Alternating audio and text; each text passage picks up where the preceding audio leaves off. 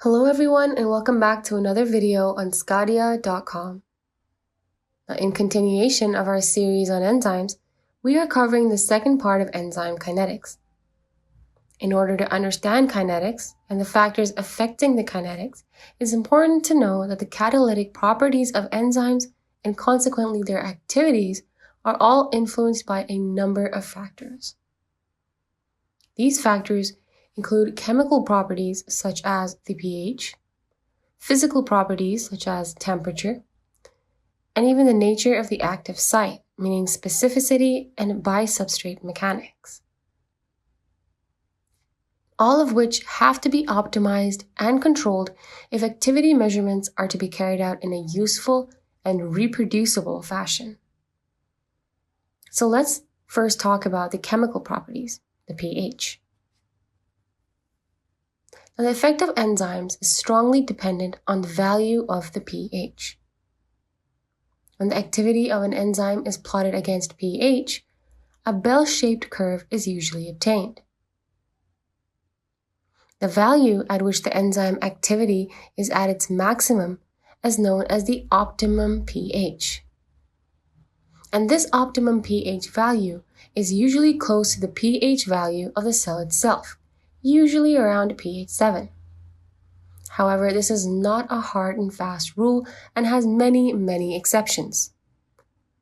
For instance, the enzyme proteinase pepsin, which is active in the acidic gastric lumen, has a pH optimum of 2, while other enzymes are at their most active at pH values higher than 9.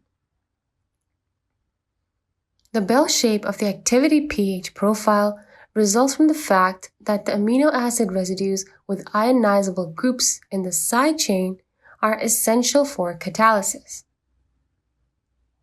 Now, if we were to take one step further into the effects of pH, there are two main effects that you should note. The first is a pH effect on the active site ionization. The concentration of the protons affects reaction velocity in several ways. First of all, the catalytic process usually requires that the enzyme and the substrate have specific chemical groups in either an ionized or unionized state in order for them to react. So for example, catalytic activity may require that an amino group of the enzyme be in the protonated form, NH3 positive. Because this group is deprotonated at alkaline pH, the rate of reaction can decline.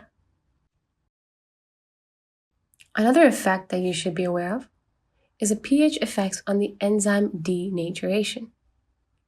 Now, extreme values of pH can lead to the denaturation of the enzyme, basically meaning that it destroys it, because the structure of the catalytically active protein molecule depends on the ionic character of the amino acid side chains.